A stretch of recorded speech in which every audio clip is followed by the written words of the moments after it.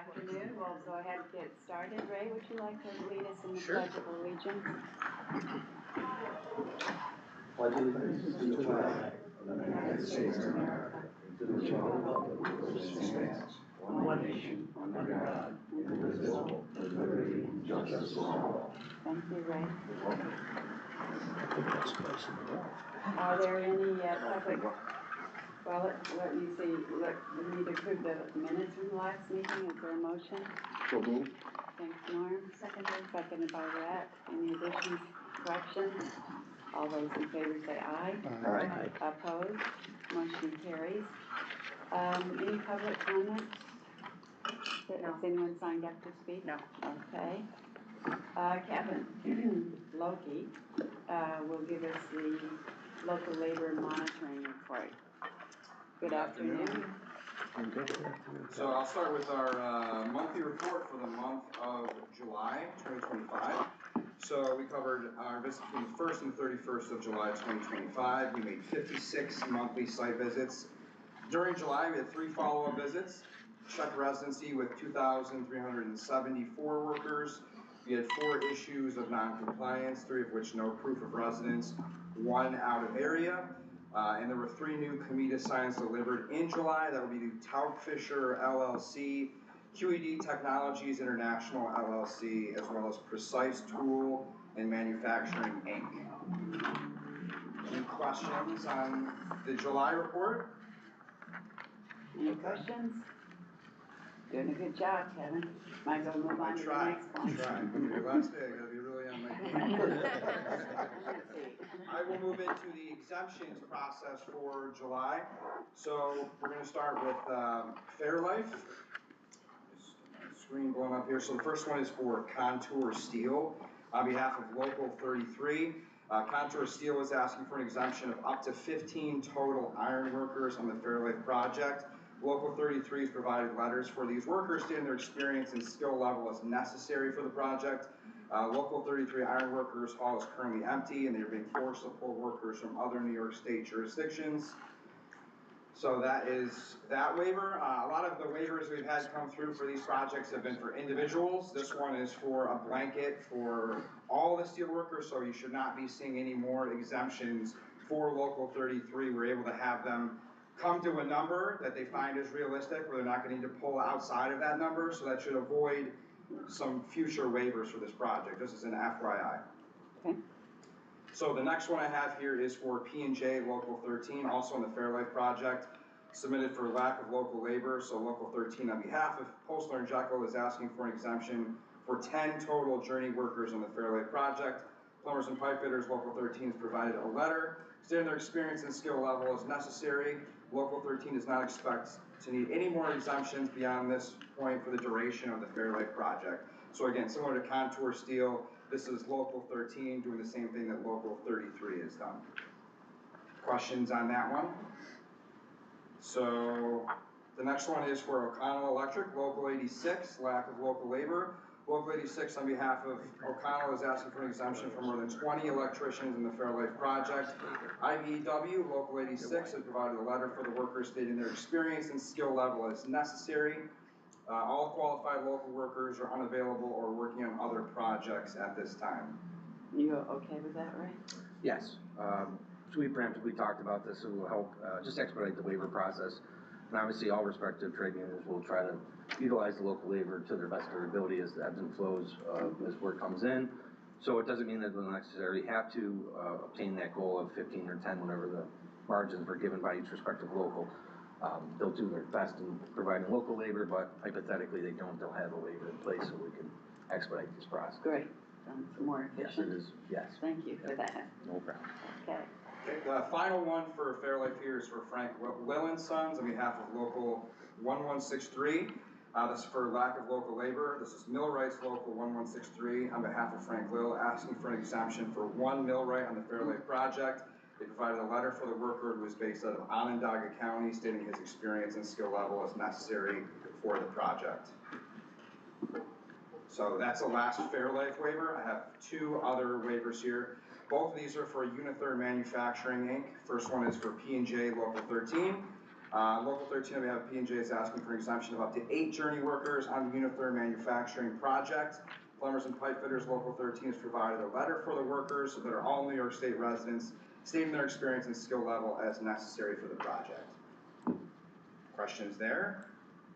And the final one is P&J, but it's for Local 46, so P&J has different unions that they work for, by the way. This is lack of local labor. So Local 46, on behalf of P&J, is asking for an exemption of up to 6 sheet metal, HVAC, R journey workers on the Unither manufacturing project. Smart Local 46 has provided a letter for the workers that are all, again, New York State residents, stating their experience and skill level as necessary for the project. So obviously with Fairlife, there's a number of projects happening, the halls are empty. Some of these bigger projects like Unither are sourcing all union contractors, so that's why you're seeing similar letters. Obviously, it's not just the one job, it's multiple jobs that are affected by the shortage we have at the labor market at this time. Any questions? Did a great job there. Thank you, and Kevin. congratulations to you. Hope you have a great rest of your summer. Thank you very much. Thank you, Thank you, Kevin. Kevin. Okay, Greg, you wanna give us our finance update? Sure. Financials through July, 7 months into our year. Cash is down approximately $3.7 million, mainly due to our investment into our treasuries. As you can see, our short-term investments are about $17.3 million through July. I would say, relatively quiet among all of our other assets and liabilities are according to our budget and expectations. If you look at our fee income and expenses, fee income, as we talked about ad nauseum in years past, is most of our fee income comes in the last quarter of the year. We've had some pretty good projects close over the first 7 months. We're certainly ahead of budget. Certainly we're ahead of last year at this point. That million-dollar question is what is that? Do we have any significant projects that generally carry us to our budgeted revenue? And right now, again, it's hard to say. I don't anticipate getting to where we think our budgeted revenue is, which is about $2.5 million. I do think, right now, knowing what's in the pipeline, we may fall a little short of that, but I also think, based on the financial position of the organization, we've expected that, right? And so I don't think it's any surprise. Certainly with all the larger projects that have been closed in the past year, the organization has put itself in a position to support what we're doing. So overall, as you can see from our balance sheet, very strong, investments and cash. On the revenue front, the year-to-date revenue, we're ahead of budget and we're ahead of this time last year. Yeah. But a lot of that, of course, as we talk about all the time, is timing. Timing. We'll take your check today. But, and then expenses are better than budget. And, Yeah, and those are the two big things that we talk about, the fee revenue and then really our program, which really represent our workforce development funds. Those are lagging, right?